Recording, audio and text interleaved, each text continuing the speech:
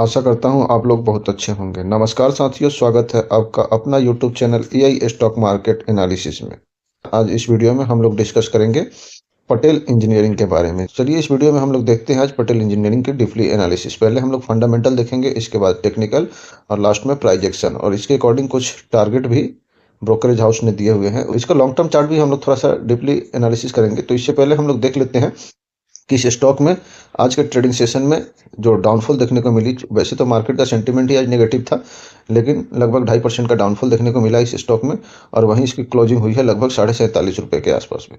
पिछले 5 trading session में अगर इसे हम देखते हैं तो फ्लैट टू पॉजिटिव कहेंगे, और वहीं अगर एक मंथ के चार्ट पे देखते हैं तो लगभग 10% का डाउनफॉल देखने को मिल रहा है। 6 मंथ के चार्ट पे देखते हैं तो यहाँ पर भी लगभग 11.5% का डाउनफॉल देखने को मिल रहा है, और यदि पिछले एक साल में देखते हैं तो यहाँ पे लगभग 32.5% का डाउनफॉल देखने को मिल रहा है। तो इस स्टॉक में कंटिन्यू गिरावट देखने को मिल रही है। तो इसके पीछे की वजह जानने की कोशिश करेंगे। इससे पहले जरा देख लेते हैं निफ्टी का अपडेट, इसके बाद में हम इसका डीपली एनालिसिस देखेंगे। तो साथियों, आज का वीडियो शुरू करें इससे पहले आप लोगों से रिक्वेस्ट है, अगर चैनल पर फर्स्ट टाइम विजिट किया है तो कृपया चैनल को सब्सक्राइब करें और बेल आइकन को प्रेस करें, ताकि इस तरह की वीडियो की नोटिफिकेशन आप तक पहुंचती रहे। तो निफ्टी में जैसे कि आज मामूली डाउनफॉल देखने को मिला 0.5% का, जो कि क्लोजिंग हुई है 23,361 का, और ये अपने एक मेजर सपोर्ट या रेजिस्टेंस जो समझे इसी के आसपास में 360 का एक इसका लेवल है, जिसके पास में ये क्लोजिंग हुई है। और मार्केट में जैसा कि डोनाल्ड ट्रंप आने के बाद में जो टैरिफ वार चालू हुआ है, ये लॉन्ग टाइम के लिए नहीं है, लेकिन हाँ शॉर्ट टाइम के लिए तो पेन दे रहा है। अभी फिलहाल सबके पोर्टफोलियो में आज तो काफ़ी स्थिति खराब थी, और पोर्टफोलियो सबका रेडी होगा मैक्सिमम। तो मेरा तो पोर्टफोलियो शॉर्ट के तौर पे अपलोड हो गया है, वो जाके आप देख सकते हैं। आप अपना पोर्टफोलियो के बारे में ज़रूर ओपिनियन दीजिएगा। तो जैसे कि अभी निफ्टी का फिलहाल जिस लेवल पे क्लोजिंग हुई है उसके अकॉर्डिंग ये भी एक लेवल ही है। अगर इसके ऊपर रहता है तो ये सपोर्ट हो जाएगा, नीचे रहेगा तो रेजिस्टेंस हो जाएगा। लेकिन अभी फिलहाल जहाँ क्लोजिंग हुई है इसके दरमियान हम देखें तो जो सपोर्ट निकल के आ रहा है वो 22,780 का है, और जो रेजिस्टेंस है वो लगभग 23,500 का है। तो इसके बाद ही हम इसको बुलिश कंसिडर करेंगे, लेकिन अभी फिलहाल 23,500 के ऊपर निफ्टी टिक नहीं पा रहा है। एक दिन थोड़ा सा गया हुआ भी था, लेकिन उसके बाद में अगले दिन डाउनफॉल हमें देखने को मिल गया। तो इसलिए 23,500 के ऊपर अगर निफ्टी टिकता है उसके बाद ही हम इसे बुलिश कंसिडर करेंगे, और जब तक नहीं टिकता है तब तक मार्केट में ऐसे ही वॉलेटिलिटी चलती रहेगी। तो चलिए, ये तो रही निफ्टी का प्रेडिक्शन। तो पटेल इंजीनियरिंग का फंडामेंटल देखने से पहले देखते हैं लास्ट ट्रेडिंग सेशन में इसमें क्या मूवमेंट हुआ है। लगभग 17.5 लाख क्वांटिटी का लेन देन हुआ है, जो कि 8 करोड़ 33 लाख का रुपए में अगर कारोबार देखे तो हुआ है। वहीं डिलीवरी में देखे तो लगभग 47% स्टॉक डिलीवरी में उठाए गए हैं। 52 वीक हाई 6 फरवरी 2024 को लगाया था इस स्टॉक ने 79 का, और 52 वीक लो जो 28 जनवरी को लगाया इसने लगभग 44.5 रुपये का। यही ये जो कंपनी है पटेल इंजीनियरिंग, ये सिविल कंस्ट्रक्शन में इन्वॉल्व है, और इसके ऑर्डर बुक बहुत हाई है, काफ़ी ऑर्डर बुक पड़े हुए हैं इसके पास। और कंपनी का भी ये 900 का टारगेट भी अचीव किया था, और उसके बाद 900 वाला स्टॉक आज के डेट में इतना डाउन में मिल रहा है। तो इसके पीछे की वजह जानेंगे कि इस स्टॉक में क्या ऐसा हुआ जिसकी वजह से इसमें इतनी बड़ी गिरावट हुई, और उसके बाद में ये स्टॉक आगे का रुख क्या करता है। तो चलिए देर न करते हुए चलते हैं सीधा फंडामेंटल पे।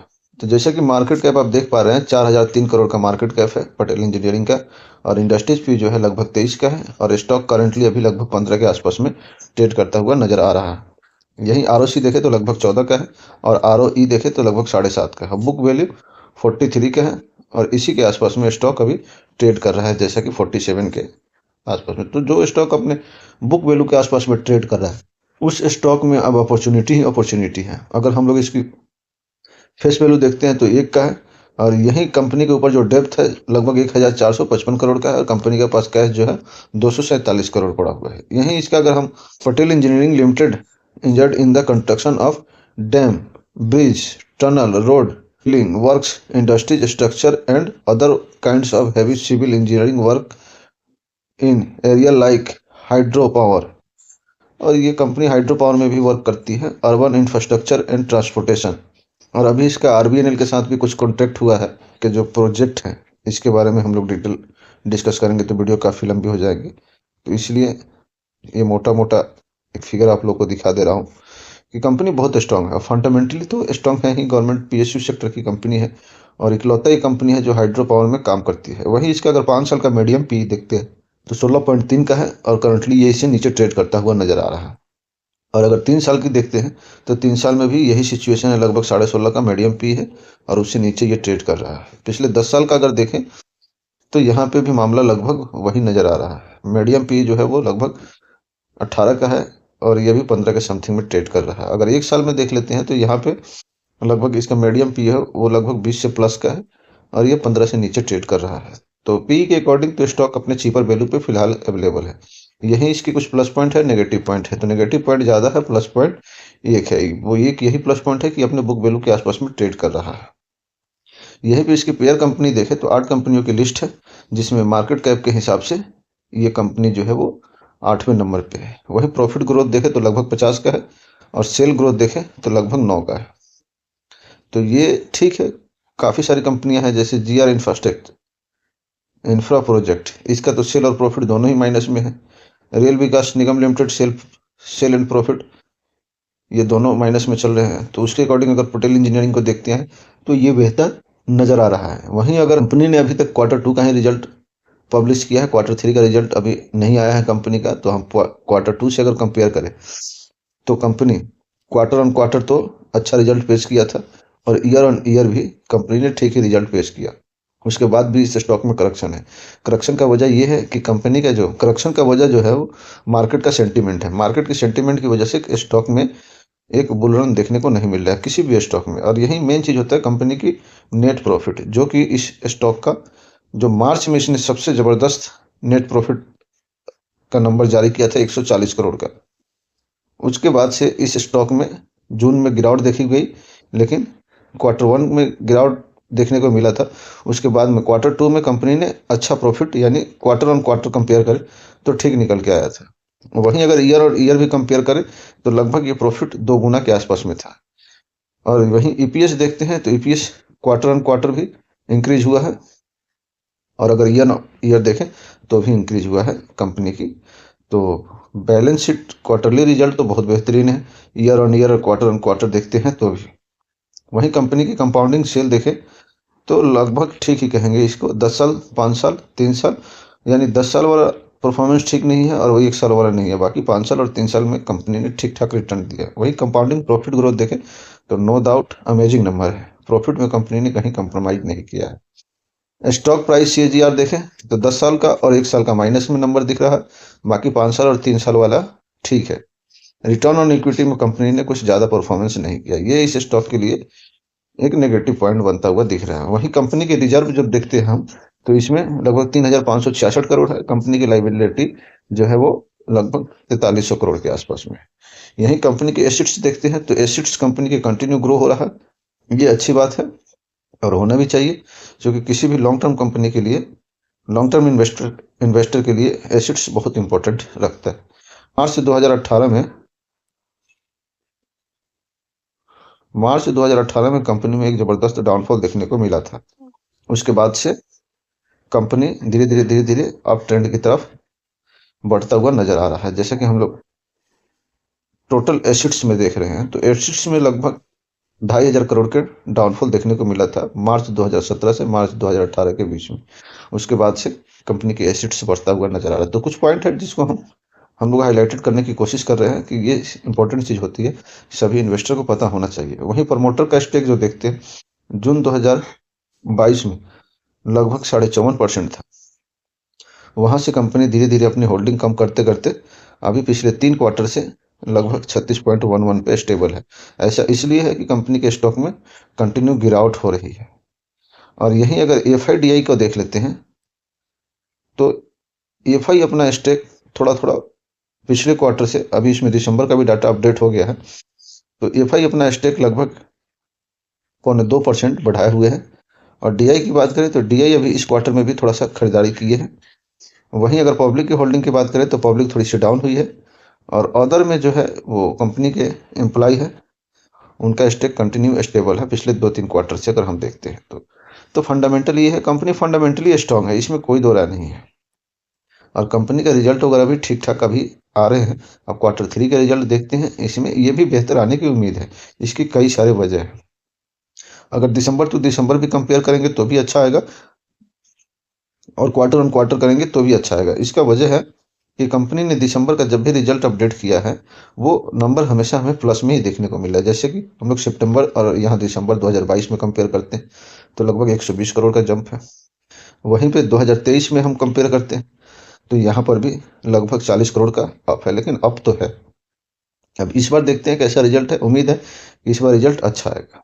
यहीं पे अगर म्यूचुअल फंड का डाटा देखते हैं, तो म्यूचुअल फंड की तरफ से खरीदारी हुई है। नवंबर में भी म्यूचुअल फंड 6,27,842 इक्विटी की बाइंग की है, और दिसंबर में भी 3,60,220 इक्विटी का बाइंग हुआ है। जो सबसे बड़ा बायर है दिसंबर में, वो जेएम स्मॉल कैप फंड है, जो कि 0.04% की बाइंग किया है 3 लाख इक्विटी के।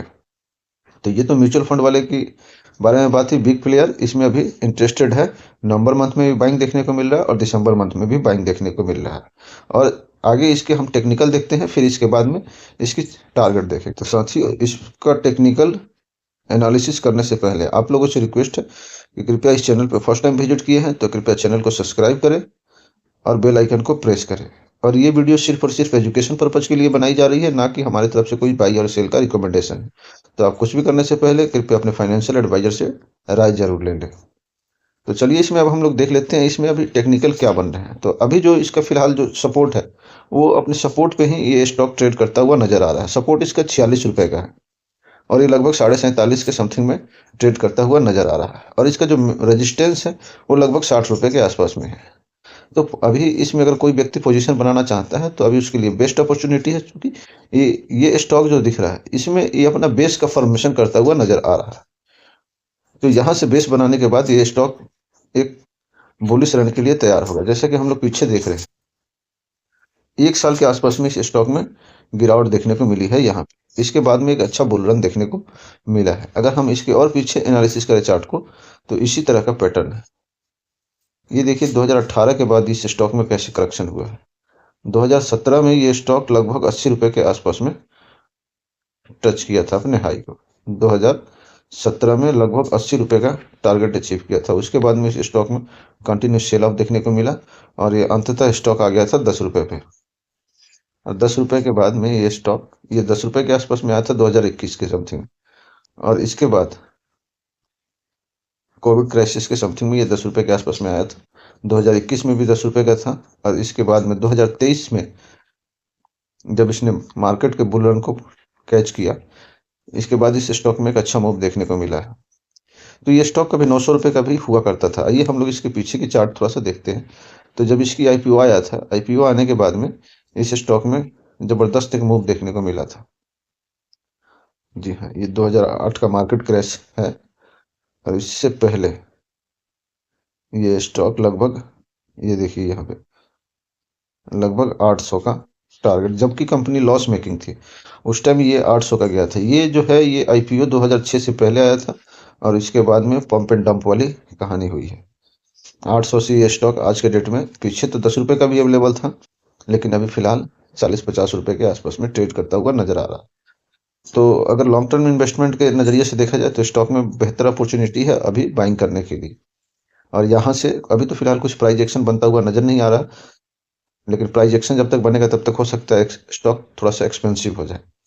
तो अभी हल्की क्वांटिटी में बाइंग की जा सकती है, मीन्स 25 to 30% इक्विटी को एकुमुलेट करके, और इसमें आगे के लिए वेट एंड वॉच की कंडीशन में हम लोग रह सकते हैं। तो ये तो रहा टेक्निकल के बारे में कुछ अपडेट। अब हम लोग इसका देख लेते हैं फिलहाल कुछ ब्रोकरेज हाउसेज ने क्या टारगेट दिए हैं, जिसे हमें देखना इंपॉर्टेंट है। तो जैसे कि आप देख पा रहे हैं, इसमें डाउन के लिए कोई भी ब्रोकरेज हाउस ने कुछ भी रिपोर्ट नहीं दिया। To analysis offering 1 year price forecast for Patel Engineering Limited, a maximum estimate of 76 and a minimum estimate of 70। तो अभी 47 पे ये ट्रेड कर रहा है। इसे डाउनफॉल कुछ भी नजर नहीं आ रही है किसी भी एनालिसिस को, और मिनिमम टारगेट जो है वो 70 का है, एवरेज टारगेट 73 का है, और मैक्सिमम टारगेट 76 का है, जो कि अभी करंट मार्केट प्राइस से 60% ऑफ है। एवरेज प्राइस जो है वो 55%, और मिनिमम जो है वो नियर अबाउट 48% का है। तो इसमें 1 साल के लिए 70 से 76 के बारे में सोच सकते हैं। तो आशा करता हूँ आपको हमारी तरफ से दी हुई जानकारी से आप संतुष्ट होंगे। तो कृपया चैनल को सब्सक्राइब करें और वीडियो को लाइक शेयर जरूर करें। मिलते हैं अगले वीडियो में, तब तक के लिए अपना ख्याल रखिएगा। जय हिंद, वंदे मातरम, भारत माता की जय।